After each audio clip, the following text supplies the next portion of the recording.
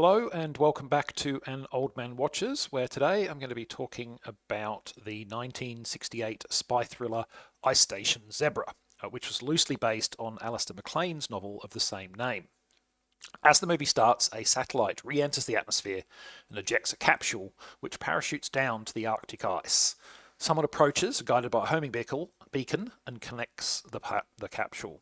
But unknown to them, a second person is nearby, secretly watching the whole thing. We then meet Commander James Faraday, captain of the American nuclear attack submarine USS Tigerfish.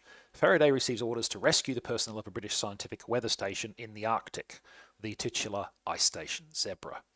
However, Faraday is also informed that the rescue of the personnel is merely a cover story for his real mission.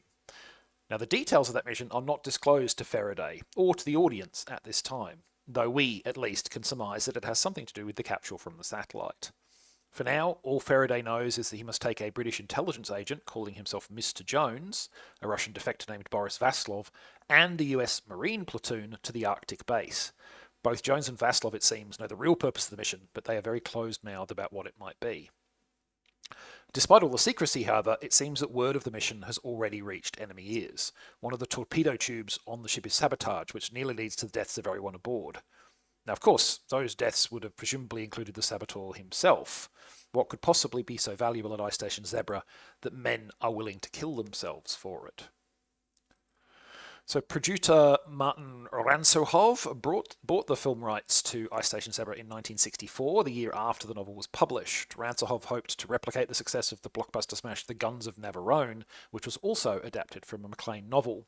He even went so far as to initially recruit Navarone stars Gregory Peck and David Niven to lead the project, but when the film was delayed due to scheduling conflicts and to script objections from the US Defense, which felt the screenplay would damage the reputation of the Navy, given that Navy cooperation was vital in order to secure the extensive submarine footage the film required, the script was rewritten, which obviously took some time, and the resulting 2-year delay required that new leads be cast, with Rock Hudson and Patrick McGoohan stepping into the shoes of Peck and Niven respectively.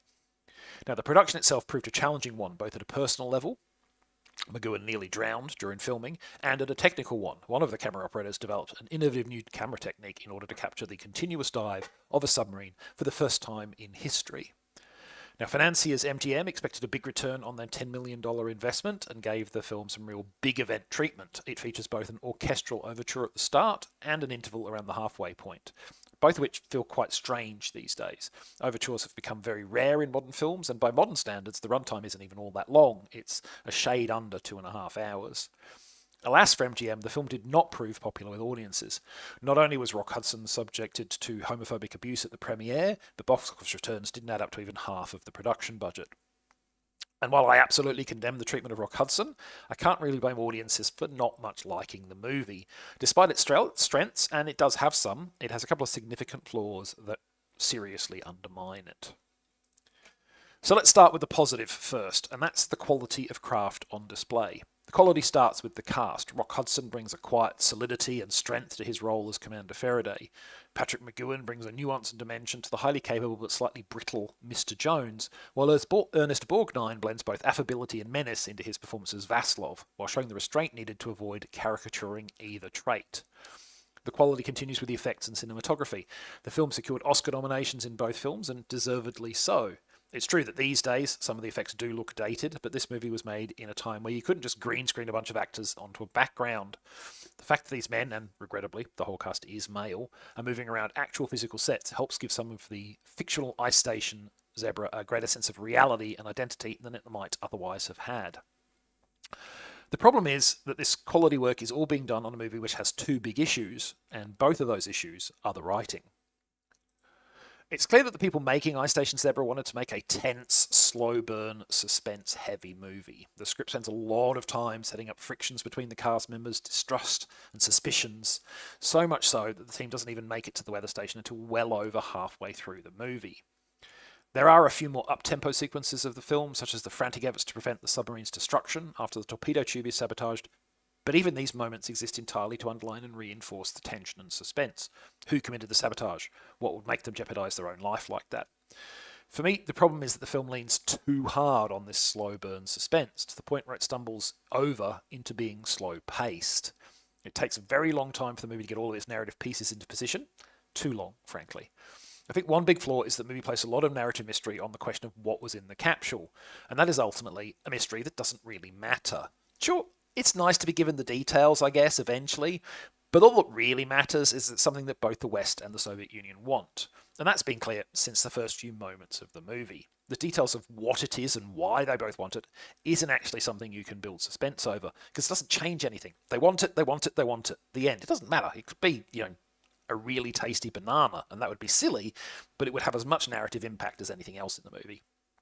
Conversely, the question of who is the saboteur is a question where suspense could be built, but I don't think the film does so all that effectively. It only offers two obvious suspects, and it doesn't push the urgency of the question with enough vigour.